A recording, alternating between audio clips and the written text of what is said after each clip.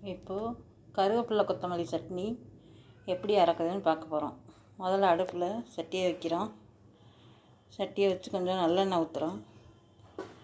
ஊற்றிட்டு அதில் எடுத்து வச்சுருக்க கருவேப்பிலை, கொத்தமல்லி, பூண்டு, மிளகா, புளி, இஞ்சி, உப்பு எல்லாம் ஒன்றா போட போகிறோம். ஃபஸ்ட்டு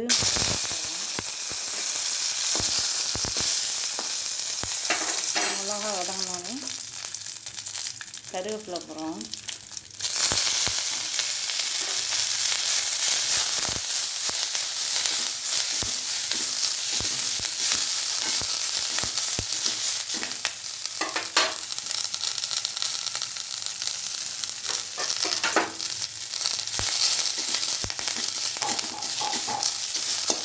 கருவேப்பிலை போட்டு கருவேப்பிலை வதங்கினோடனே கொத்தமல்லி போடுறோம்.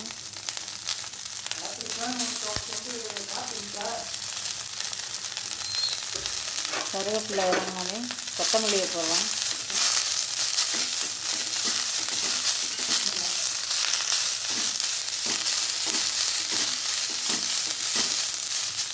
கொத்தமல்லி வதங்கினோடனே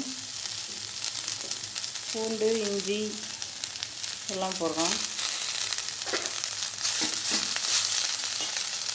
அதில் உப்பு போட்டு